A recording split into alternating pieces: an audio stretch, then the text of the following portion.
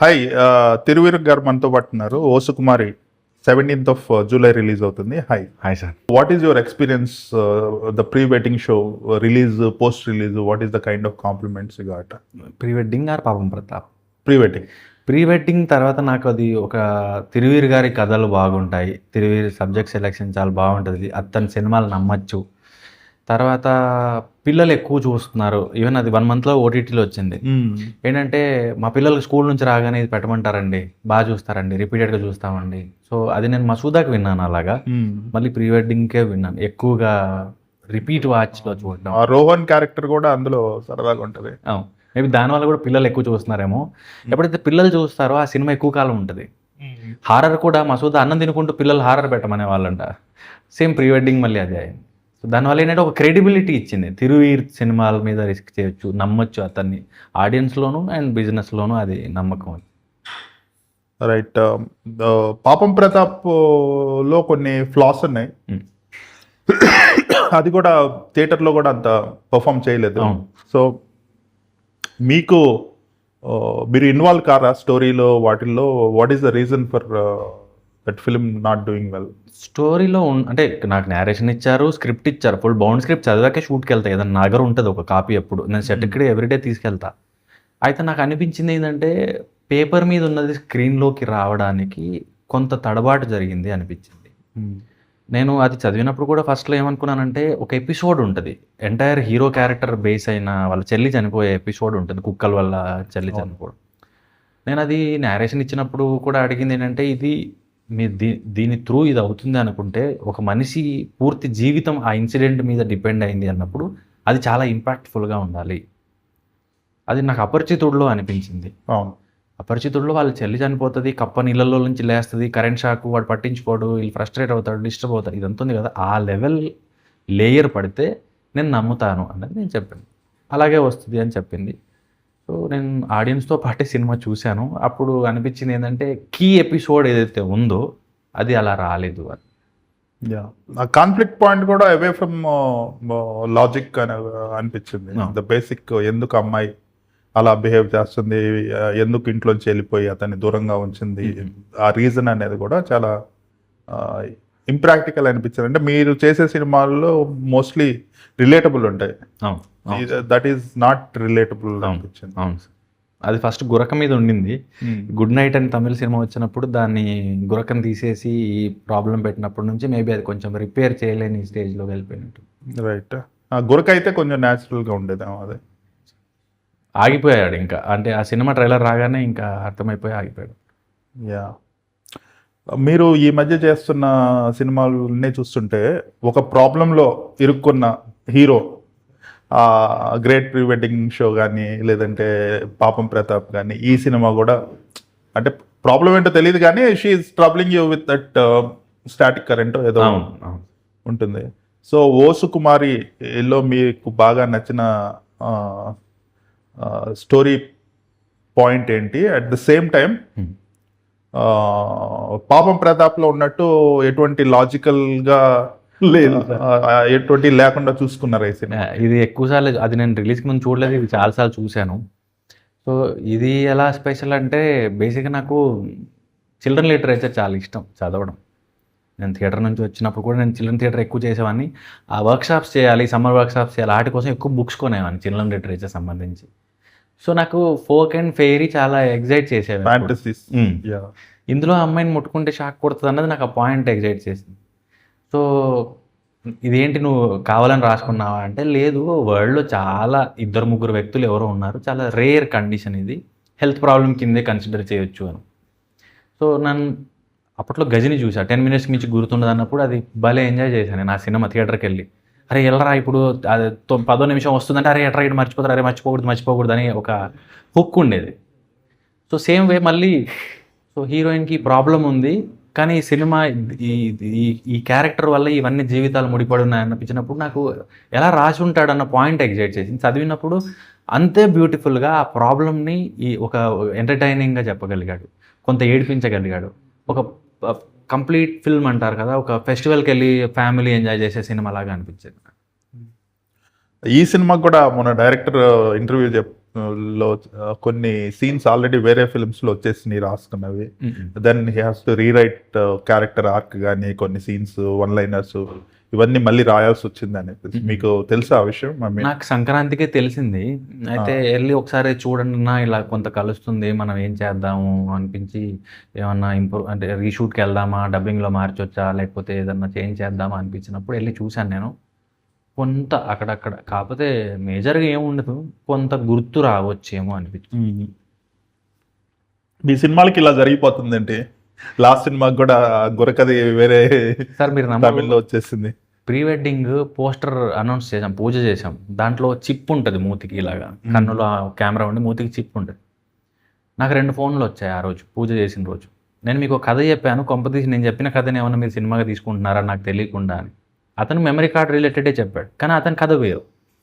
తర్వాత ఇంకొకరు ఎవరో అల్లరి నరేష్ గారితో ప్లాన్ చేయాలనుకుంటున్నాం మేము, మెమరీ కార్డ్ బేస్డ్ అండ్ పెళ్లి బేస్డ్, ఇదేమన్నా అలాంటి కథనా అని.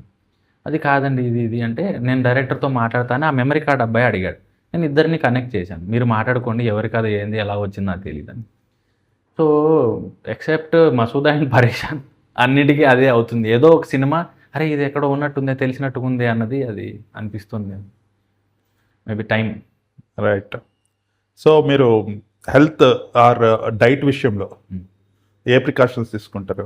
ఏం తీసుకోండి సార్, అన్నీ తింటాను నేను అన్నం తింటా, జొన్న రొట్టెలు తింటా, నేను ఫ్రూట్స్ తింటా, స్వీట్స్ తింటా, మేబీ జీన్స్ కొంత అది కాకపోతే వాక్ చేస్తా. అంటే రెగ్యులర్గా కూడా అలవాటే, చిన్నప్పటి నుంచి ఏదో ఫ్రెండ్తో మాట్లాడుకుంటున్నావు వాక్ చేయడం డైలీ ఈవినింగ్, అది కూడా విగరస్గా ఏం చేయను. మ్యాక్సిమం వేస్తే ఒక 4000 స్టెప్స్ 3000 స్టెప్స్ పర్ డే, అంతమించి కాన్షియస్గా ఏం ఉన్నా సార్. ఏది పెడితే అది శుభ్రంగా తింటాను, నాన్ వెజ్ వెజ్ ఏది. సో ఫుల్ న్యాచురల్ అన్నట్టు. అంటే నాకు ఒకటి తప్పేమో సార్, కన్నా నేను ఒకటి నమ్ముతాను ఏంటంటే, నన్ను నేను మార్చుకుని, నన్ను నేను ఇబ్బంది పెట్టుకొని ఇంకొకరిని ఇంప్రెస్ చేయొద్దు అని. అంటే అది 6 ప్యాక్ అవ్వచ్చు, లేకపోతే యంగ్గా కనబడడానికి ట్రీట్మెంట్స్ అవ్వచ్చు, ఏదైనా అవ్వచ్చు, ఎవరి పర్స్పెక్టివ్ వాళ్ళది. నన్ను నేను ఇబ్బంది పెట్టుకొని ఇంకొకరిని సాటిస్ఫై చేయాలనుకోవట్లేదు. సో మీరు ఇప్పటి వరకు ఏది కాస్మెటిక్ గా ఏమీ లేకుండా ప్యూర్ ఆర్గానిక్ గా? అదేంటి సార్, మొహం కడుక్కోవడానికి ఒకటి అది ఉంది, దాన్ని ఫేస్ వాష్ ఒకటి ఉంది, సోప్ కామన్, సబ్బు కామన్, షాంపూ కామన్, ఇంతే. ఇంకా పర్టికులర్గా ఇవి తప్ప నేను ఇంకా ట్రీట్మెంట్లు లాంటివి ఏమి ఉండదు. మీ ప్రొజెక్షన్ ఎలా ఉంటుందంటే వెరీ బాయ్ నెక్స్ట్ డోర్, బయట కూడా అలానే ప్రొజెక్ట్ చేస్తారు. యూ డోంట్ బిహేవ్ లైక్ ఏ కొంచెం స్టార్ లేదంటే ఒక హీరో అంటే అదే ఉండదు.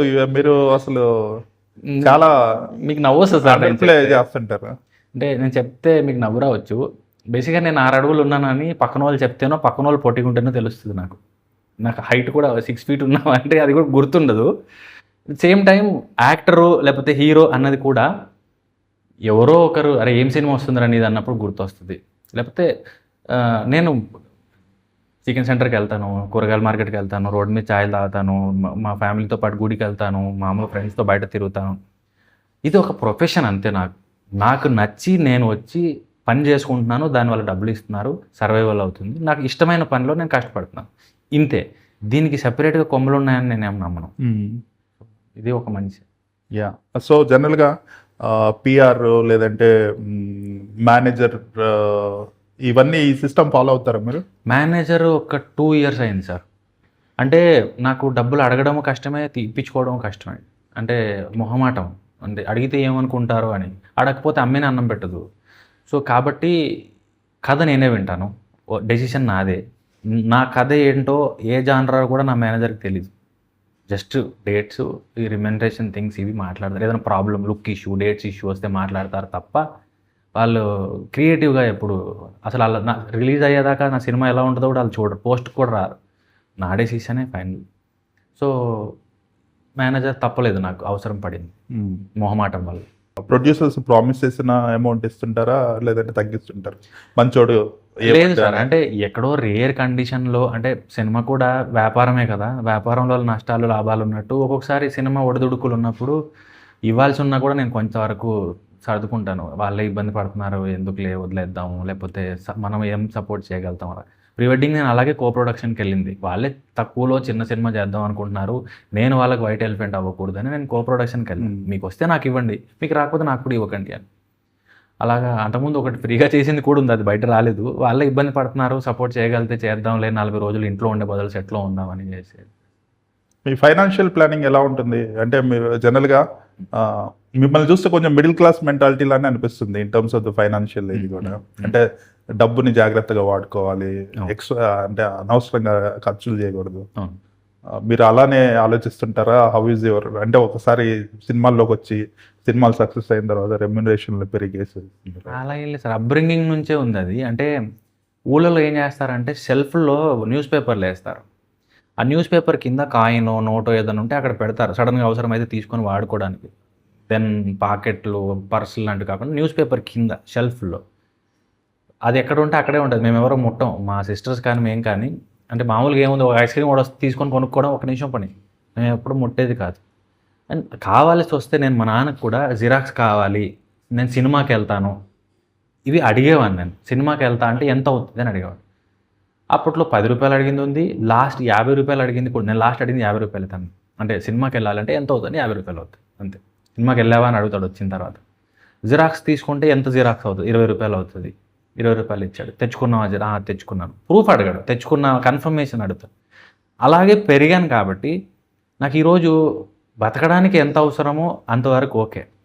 అలా అని శ్రమ దోపిడీ నాకు నచ్చదు. అది ఏ ఫీల్డ్ అయినా, సినిమాయే కాదు, మన ఇంటికి పనిచేయడానికి వచ్చిన ఒక మెయిడ్తో సహా, నా డ్రైవర్తో సహా, అండ్ గార్డెనింగ్కి వచ్చిన, లేకపోతే మన కోసం పనిచేసిన ఎవరైనా సరే, శ్రమ దోపిడీ నాకు నచ్చదు. అది నా విషయంలో చేసినప్పుడు కూడా నాకు నచ్చదు. పరిస్థితి తెలియజెప్పి ఇది పరిస్థితి అంటే మ్యూచువల్గా ఒప్పేసుకోవచ్చు. తర్వాత ఫేక్ ప్రామిస్ చేసి మోసం చేస్తే నచ్చదు, అలా అని చెప్పి వాంటెడ్లీ మోసం చేసినా నచ్చదు. సో శ్రమకి తగిన కూలీ ఇవ్వాలి అనేది అక్కడక్కడ రాస్తూ ఉంటారు గోడల మీద, అది నమ్ముతాను నేను. అంతే. ఖర్చు ఎక్కువ పెట్టరు, సేవింగ్స్ చేస్తారు, అంతే. ఆ మెంటాలిటీ అంతే. అంటే ఎంత ఉంటే అంతలో సర్దుకుపోగలుగుతాను నేను. అంటే నాకేమీ ఇలా చేస్తేనే మనకి సాటిస్ఫాక్షన్ ఇస్తుందని నాకు ఎప్పుడు లేదు. నాకు మీరు ఎవ్రీడే బ్రేక్ఫాస్ట్కి నాకు జొన్న రొట్టె పెట్టినా నాకు హ్యాపీ, నాకు ఇష్టం అది. నాకు ఇడ్లీ దోశలు ఇంకా నచ్చవు. అంటే మాకు అలవాటు లేదు చిన్నప్పటి నుంచి. షూటింగ్కి వచ్చిన తర్వాత బ్రేక్ఫాస్ట్ అదే పెడతారు కాబట్టి అది తినడం అలవాటు అయింది. ఇబ్బందిగానే తింటాను. నాకు ఎవ్రీడే ఒకే మీల్ ఉన్న, ఒక మార్నింగ్ జొన్న రొట్టె పెట్టి మధ్యాహ్నం అన్నం రాత్రి అన్నం పెట్టినా కూడా నాకు ఓకే. సో మనిషికి దానికి ఎంత ఖర్చు అవుతుంది సార్? అంతగా ఏం ఉండదు. ఇప్పుడు యాక్టర్ నేను సేఫ్టీ నాకు కావాలి కాబట్టి బండి మీద వెళ్తే కింద పడవచ్చు, లేకపోతే ట్రైన్ టైంకి రాకపోవచ్చు, బస్సులు లేట్ అయిపోవచ్చు, కిక్కిరిసిపోయి ఉండొచ్చు. కాబట్టి వెహికల్ అవసరమైంది నాకు, సేఫ్టీ కూడా. యాక్సిడెంట్ల నుంచి ఎండవాన, చలి, మేకప్, హెల్త్ అన్నిటి గురించి. సో దానికోసం కారు కొన్నాను. కారు కొన్నప్పుడు మళ్ళీ దానికి డీజిల్, డ్రైవింగ్ రాదు కాబట్టి ఇప్పుడు వచ్చి కొంచెం దానికి ఒక డ్రైవర్, అది మళ్ళీ అలాంటి బేసిక్వి కావాలి. ఈ మూవీలో ఐశ్వర్య రాజేష్ గారితో చేస్తున్నారు. షీఈ్ కొంచెం senior actress and very fine actress. So ఆమెతో ఎక్స్పీరియన్స్ చెప్పండి. Did you how was your interactions? అంటే టక్ జగదీష్ చేశాను సార్, ఆల్రెడీ ఇద్దరం చేసి ఉన్నాము. సో అప్పుడు పరిచయం. దానివల్ల ఏంటంటే అప్పుడు ఈక్వేషన్ వాజ్ డిఫరెంట్ కదా, యువర్ క్యారెక్టర్స్ చేసేవాడిని. అవును. సో తనతో ఉన్న ఏంటంటే ఫస్ట్ నుంచి కాకిముట్ట చూసినప్పటి నుంచి కూడా నేను తన యాక్టింగ్ అంటే నాకు చాలా ఇష్టం. టక్ జగదీష్ ఒప్పుకోవడానికి నాన్నగారు, ఐశ్వర్య రాజేష్ గారే reasons. Then production house, story, director కంటే కూడా నాన్నగారి వల్ల రీచ్ అవుతుంది, ఐశ్వర్య గారు ఫేవరెట్ యాక్టర్స్. సో ఆ 2 రీజన్సే నేను ఆ సినిమాని చూస్ చేసుకున్నాను. సో తనతో వర్క్ చేయడం ఎప్పుడు కూడా ఏంటంటే ఇష్టమైన వాళ్ళతో యాక్ట్ చేయడం ఎంత బాగా అనిపిస్తుందో, సేమ్ టైం తను గట్టి పోటీ ఇస్తారు, చాలా బాగా యాక్ట్ చేస్తారు. మనం కొంచెం ఏమరపాటుగా ఉంటే ఇంకా మనం కనబడం, ఈ భయాలు ఉంటాయి నాకు. సో అందుకని ఛాలెంజింగ్గా కూడా ఉంటుంది. అండ్ తను ఏంటంటే తను పెద్ద డైరెక్టర్స్తో, చాలామంది యాక్టర్స్తో, చాలామందితో పనిచేసి ఉన్నారు. అంటే నంబర్ వైజు, ఎక్స్పీరియన్స్ వైజ్, సినిమాల వైజు అండ్ పనిచేసిన వ్యక్తుల వైజు. మణిరత్నం గారితో చేసి ఉన్నారు, చాలా సినిమాలు చేసి ఉన్నారు. నేను టక్ చేసినప్పుడు కాపేరన్న సింగం రిలీజ్ అయింది, బ్యూటిఫుల్ ఫిల్మ్. సో వీళ్ళందరి వల్ల ఏంటంటే క్యారెక్టర్ని అర్థం చేసుకోవడంలో, డైలాగ్ చెప్పడంలో, బాడీ లాంగ్వేజ్లో, ఎమోషన్, వాయిస్, చిన్న చిన్న ఇంప్రూవ్మెంట్స్, మేము ఇలా చేసేవాళ్ళం, ఇలా చేయి, ఒకసారి ట్రై చేయి, ఇలా బాగుంటుంది, ఇలా బాగా కనబడుతుంది, ఇవి చెప్తూ డిస్కస్ చేస్తూ ఉండేవాళ్ళు సరదాగా. అది చాలా హెల్ప్ అయింది. ఈ మూవీలో ఇంకా ఇంపార్టెంట్ క్యారెక్టర్స్ ఏమున్నాయి? ఝాన్సీ గారు, మురళీధర్ గౌడ్ గారు, my village show అంజమామ, Gavireddy Srinivas, బలగం జయరాం గారు, తర్వాత ఆనంద్ గారు, ఆమని గారు, చాలా మంది ఉన్నారు. ఫుల్ ప్యాడింగ్ ఉంది ఫిలిం మొత్తం. అన్ని ఇంపార్టెంట్ క్యారెక్టర్స్ అన్నిటికీ ఫుల్ ప్యాడింగ్ పెట్టేశారు. మీ పర్సనాలిటీ అనేది ఒక ఇంట్రోవర్ట్ పర్సనాలిటీ, చాలా down to earth humble personality. ఇందులో కొంచెం ఎక్స్ట్రోవర్ట్ టైప్ క్యారెక్టర్ అనేది. పాపం ప్రతాప్ అంత అయితే కాదు, అదే కొంచెం తక్కువే, యా. కొంచెం ఎక్స్ట్రోవర్ట్ లాంటిదే. మీరు out of your comfort zone, me body language ని వదిలేసి చేయాల్సిన క్యారెక్టర్స్ వచ్చినప్పుడు how do you prepare your self? టక్ జగదీష్లో అదే చేశాను సార్. అది నాకు కొంచెం కష్టం అనిపించింది ఆ రోల్ పట్టుకోవడం. సో శివ నిర్వాణ అన్నతో కూర్చుని నేను ఇంతవరకు ఇవి చేయలేదు, మోర్ ప్యారలల్ ఫిల్మ్ ఆర్ ఈ రూటెడ్ క్యారెక్టర్స్ చేశాను, ఇది అర్థం చేసుకోవడానికి మీరు ఎలా చూస్తున్నారు, ఎలా చేస్తే మీకు ఆ క్యారెక్టర్ కనబడుతుంది, అది నోట్స్ రాసుకొని రిఫరెన్స్ వర్క్స్ చూసి వీడు ఇలా ఎందుకు బిహేవ్ చేస్తాడంటే దీనికి కారణం ఇది ఉంది, ఇలా నోట్స్ రాసుకొని ప్రిపేర్ అయ్యాను. అదొక్కటే ఇంతవరకు చేసింది. కొంత పాపం ప్రతాప్లో మీటర్ దాటి చేశాను. అయినా డైరెక్టర్ అలాగే కావాలి, ఫ్రెష్గా ఉంటుంది, నువ్వు ఎప్పుడు న్యాచురల్గా సటిల్గా వెళ్తున్నావు కదా, కొంత మీటర్ దాటి చూడు, కమర్షియల్గా కనబడుతుంది, అదొక్కటే అది చేసి. కానీ పాపం టక్ జగదీష్ ఛాలెంజ్, కొంచెం ఇబ్బంది పడుతూ, అంటే ఫస్ట్ టైం నేను ఆ క్యారెక్టర్ అంటే కొంచెం కళ్ళు, బాడీ, పాష్ లుక్. నాకు పాష్ లుక్ ఎప్పుడైతే వస్తుందో తెలియని భయం వచ్చేస్తుంది, అలవాట్లు లేని ప్రాణం కదా. లుంగీలు, ప్యాంట్ షర్ట్లు, గడ్డాలంటే ఓకే, కానీ కొంచెం నీట్ గ్రూమ్ ఉన్నప్పుడు కొంచెం ఇది ఎలారా బాబు అనిపిస్తుంది అంతే. డైరెక్టర్ చాలా బాగా మాట్లాడుతున్నారు. ఈజ్ లైక్ వెరీ, అంటే ఆయన probably he is a very good narrator of the script. So ఎగ్జిక్యూషన్లో how did you justify the script? కొంతమంది బాగా they narrate, they talk well, but సినిమాలో కూడా అదే రేంజ్లో ఉండాలి విజువల్స్. సో ఎలా, how did he perform as a director? Storyboard వేసుకునేవాడు, రాసుకునేవాడు, అండ్ పేపర్ వర్క్ ఎక్కువ చేశారు, చాలా రోజులు చేశారు, నెలలు చేశారు దీనికి. అండ్ ప్రొడ్యూసర్ గారి వైపు నుంచి కూడా ఏంటంటే ఎక్స్పీరియన్స్డ్ టీమ్ని ఇచ్చారు. సో కొత్తవాడు భారం పడకూడదు అనేసి experienced DOP, editor, art director, co డైరెక్టర్లు, ఇద్దరు కో డైరెక్టర్లు ఉన్నారు. దానివల్ల తన వర్క్ చాలా స్మూత్ అయింది.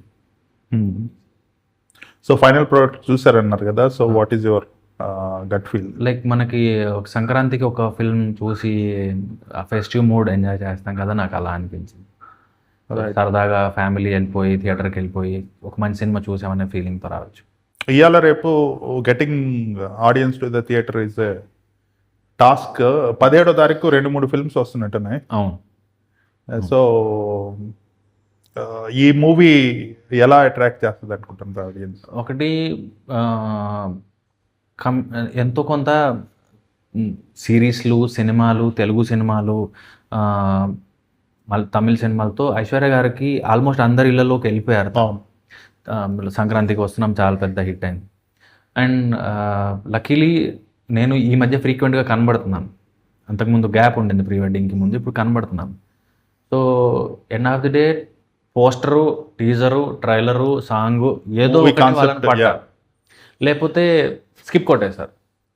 సో ఆ దశలో చూస్తే ఇది టీజర్ బాగా పోయింది, అంటే బాగా అరే భలే ఉంది, కొత్తగా ఉంది, ఏదో రామ్ చరణ్ మగధీరా షాక్ కొడుతుంది ఇదంతా. అండ్ పాటలు బాగా పోయాయి జనాల్లోకి, టైటిల్ సాంగ్ కానీ, యాదిగాడి పెళ్ళి కానీ, ఇవన్నీ బాగా ఇంట్రెస్టింగ్గా పోయాయి. అండ్ రేపు ట్రైలర్ పెడుతున్నాం, ఆ ట్రైలర్ వస్తే ఇంకొంచెం ఎక్కువగా అరే మనం చూడబోయే సినిమా ఇది అనేది ఎక్కువ తెలుస్తుంది. సో ఓవరాల్గా చూస్తే ఇప్పటివరకు ఆడియన్స్లో ఒక సినిమా వస్తుంది ఇలా ఉంటుంది అనేది ఒకటి తెలుసు, కాబట్టి పని ఈజీగానే ఉంటుంది అనుకున్నాను, స్మూత్గా. మసూదా తర్వాత ఫీమేల్ ఓరియంటెడ్ టైటిల్ ఈ ఫిల్మే కదా? అవును సార్. ఓ సుకుమారి. చాలా మందికి ఏమనిపిస్తుంది అంటే ఓ సుకుమారి పెడితే ఫీమేల్ సెంట్రిక్ సినిమా ఏమో అనిపిస్తుంది, కానీ కథలో భాగంగానే క్యారెక్టర్స్ ఉన్నాయి. ఇది సబ్జెక్ట్ సెంట్రిక్ ఫిల్మ్, అందులో మేము ఉన్నాం, రైట్, మా మీదే. అది కూడా ఓ సుకుమారి హీరో హీరోయిన్ పిలవటం, సో ఇట్ ఈస్ అక్కడ కూడా బ్యాలెన్స్ అయింది. యా. ఇంకా మీరు భగవంతుడు అనే ఒక ఫిల్మ్ చేస్తారు. అవును సార్, ఇప్పుడు నెక్స్ట్ రిలీజ్ అది. అది సీరియస్ సబ్జెక్ట్, అది ప్రాపర్, అంటే ఇంకా రూటెడ్.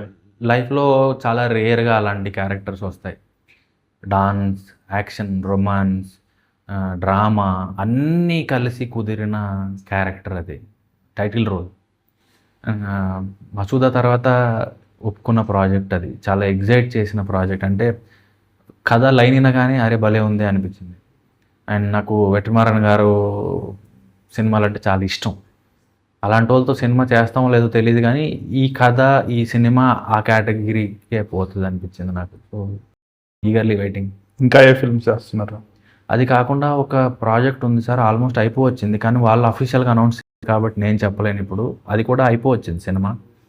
తర్వాత ఇంకొక ఫ్రెండే డైరెక్ట్ చేస్తున్నాడు ఒక ఫిల్మ్, అది సగం అయింది ఇప్పుడు.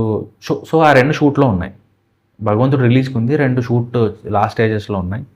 ఒక సిరీస్ జరుగుతోంది, గువల్ చెరువు ఘాట్ అని, అమెజాన్ ప్రైమ్ చేస్తున్నాను, అది సగంలో ఉంది. ఇంకొక 2 సినిమాలకి ఎస్ చెప్పాను, కాకపోతే ఇంకా అఫీషియల్గా అది ఇంకా ముందుకు పోయేదానికి టైం పట్టచ్చు. సో ఏ టైప్ మూవీస్ ఓకే చేస్తున్నారు అంటే ఇవన్నీ లిటిల్ బిట్ ఆఫ్ ఎంటర్టైన్మెంట్ ఉండే సినిమాలు చేశారు లాస్ట్ 3 ఫిల్మ్స్. భగవంతుడు is going to be kind of serious action drama. Yeah. So A type of films మీరు ప్రిఫర్ చేస్తున్నారు? నేను మామూలుగా పిచ్ డెక్లు కానీ ఇన్ పర్సన్ కానీ కథలు వింటున్నాను సార్. జానర్ స్పెసిఫిక్ ఏం చూడట్లా, నేను ఇది చేశాను కాబట్టి ఇది చేయనని ఏం చూడట్లా, కథ నచ్చుతుందా అని మాత్రమే చూస్తున్నాను. సో దాంట్లో ఏంటంటే ఇట్లా సిమిలారిటీ లాగా అనిపించవచ్చు, పాపం ప్రతాప్ అండ్ సుకుమారి లాగా. కాకపోతే నచ్చేదే చాలా అరుదు. అంటే మనకున్న టేస్ట్ని బట్టి అండ్ అవతలకున్న బడ్జెట్ పరిమితుల్ని బట్టి, పరిస్థితులను బట్టి అన్నీ కుదిరితే మిగిలే ప్రాజెక్టులు తక్కువ, 100లో 2 3 ఉంటాయి. అవును. సో ఆ దాంట్లో చూస్తే జానర్కి కూడా ఇంకా రెస్ట్రిక్ట్ అవ్వడం అన్నది మూర్ఖత్వం అవుతుందేమో అనిపించింది నాకు. అంటే ఇంకా అది ఎప్పటికో రావాలి, అది అప్పుడు దాకా జనం మర్చిపోతారు. నాకు వర్క్ చేస్తే కానీ నేను హ్యాపీగా ఉన్నాను, నేను వచ్చిందే వర్క్ ఎంజాయ్ చేయడానికి. సో నాకు నచ్చింది రాయించుకోవాలి అంటే థియేట్రికల్ నంబర్ సార్, మార్కెట్ ఏదైతే ఉంటుందో అది యాడ్ అవ్వాలి కదా. అప్పటి వరకు నా దగ్గరకు వచ్చిన వాటిలో బెస్ట్ పిక్ చేసుకుంటున్నాను. నిజంగా ఆ శక్తి వచ్చిన రోజు నేను ఈ జానరా ఎక్స్ప్లోర్ చేద్దాం అనుకుంటున్నాను, నేను ఇది చేశాను, ఇది ఆపి ఇంకొక క్యారెక్టర్ చూద్దాం అనుకుంటున్నాను, అప్పుడు నేను అది డిసైడ్ చేసుకుంటాను. సో మీరు 2 రన్నింగ్లో ఉన్నాయన్నారు, ఆ జోనర్స్ ఏంటి? ఒకటి లవ్ డ్రామా సార్, ఇంకొకటి విలేజ్ రామ్ కామ్ సార్. ఒకటి యాక్షన్ డ్రామా, ఒకటి లవ్ డ్రామా, ఒకటి రామ్ కామ్. నేను ఇటువంటి ఫిల్మ్ చేయాలి ఫ్యూచర్లో when you are in a position where you can command scripts. మీ అది ఏ టైప్ సబ్జెక్ట్ మీకు డ్రీమ్ అనిపించింది? అవి కమల్ హాసన్ గారి, అది ఒక ద్రోహి అవ్వచ్చు, ముంబై ఎక్స్ప్రెస్ అవ్వచ్చు, విశ్వరూపం అవ్వచ్చు, అలాంటివి. అంటే ఆయన సినిమాలు చాలా ఉన్నాయి, మైకేల్ మదన్ కామరాజ్ అవ్వచ్చు, అలాంటివి ఇష్టం. ఎప్పుడైనా చేశారా డబుల్ యాక్షన్? వచ్చాయి కథలు కానీ నచ్చలేదు, చాలా తక్కువ, అప్పుడప్పుడే రేర్గా వస్తాయి కానీ నచ్చలేదు. మీలో మల్టిపుల్ పర్సనాలిటీస్ అనేది జనరల్గా ఒక actor, for example Michael Madan కామరాజ్లో 4 క్యారెక్టర్స్ ఉంటాయి, 4 డిస్టింక్ట్ ఫ్లేవర్ ఉన్న క్యారెక్టర్స్. అటువంటి క్యారెక్టర్స్ మీకు వస్తే హౌ డు యూ ఎక్స్ప్లోర్? అంటే మామూలుగా ఒక్కొక్క మాకు థియేటర్లో చెప్పేటప్పుడు ఏం చేసేవాళ్ళంటే ఫిజికల్, సోషల్, సైకలాజికల్ డైమెన్షన్స్లో ఒక క్యారెక్టర్ని ఎక్స్ప్లోర్ చేయండి, అప్పుడు మీకు ఈజీ అవుతుంది యాక్ట్ చేయడం అనేది చెప్తూ ఉండేవాళ్ళు సబ్జెక్ట్లో భాగంగా. సో మైకేల్ మదన్ కామరాజ్ చూసినప్పుడు కూడా ఏంటంటే నడక దగ్గర నుంచి కంటి చూపు, మాట వరకు ప్రతిదీ మారుతూ ఉంటుంది. ఐ క్యారెక్టర్ వేసిన ఆయన కావచ్చు, రౌడీలా చేసే అతను అవ్వచ్చు, దేనికి దానికి మారిపోతూ ఉంటుంది. సో సైమల్టేనియస్లీ ఒకేసారి ఒకే షాట్లో 2 రకాలుగా చేసినప్పుడు కొంత అలర్ట్గా ఉండాలేమో, కానీ ఒక్కొక్క రోజు ఒక్కొక్క షాట్ అంటే క్యారెక్టర్లో ఉన్నప్పుడు అంత ఇబ్బంది కాకపోవచ్చేమో అనుకుంటాను. ఆ 3 అంటే థియేటర్ మాకు యాక్టింగ్ థియరీ, యాక్టింగ్ ప్రాక్టికల్ 2 ఉండేవి సబ్జెక్ట్స్. దాంట్లో ఎక్స్ప్లోర్ చేయడం ఎలాగా ఒక రోల్ని అనేది ఉండేది. మేబీ ఆ మెథడ్ పట్టుకుంటే ఈజీ అవుతుంది. రైట్. మీరు వేరే ఫిల్మ్స్ కూడా చూస్తుంటారా? ఇండియన్ ఎక్కువ సార్. అదే మన తెలుగులో చూస్తాను సార్. సో మీకు జనరల్గా ఇట్స్ ఎ కాంపిటేటివ్ ఇండస్ట్రీ. జనరల్గా వేరే హీరోస్కి హిట్స్ పడుతుండొచ్చు, లేదంటే వేరే హీరో బాగా చేశాడు అనిపించవచ్చు. మీకేమన్నా కొంచెం కాంపిటేటివ్గా ఉండాలి అని ఏదైనా కొంచెం ఫీలింగ్ కలుగుతుంటుందా? అలా ఏం కలగదు సార్. నాకు ఒకటి ఏంటంటే విజయ్ నాకు ఫ్రెండ్ బిగినింగ్‌లో కలిసి యాక్ట్ చేశాను తనతో 'ఏ మంత్రం వేశావే'. తను ఇప్పుడు ఒక స్టార్. అవును. నాకేం అనిపించదు. నా ఫ్రెండ్ అనిపించి హ్యాపీగా అనిపిస్తుంది. నాకు ఎక్కడ అనిపిస్తదంటే, నా సినిమా మధ్యలో ఆగుతున్నప్పుడు కానీ, లేకపోతే రిలీజ్‌కి కష్టపడుతున్నప్పుడు కానీ, ప్రీ వెడ్డింగ్ లాగా.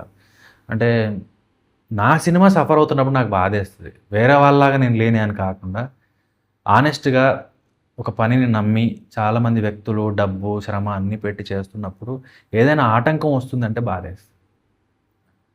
రైట్.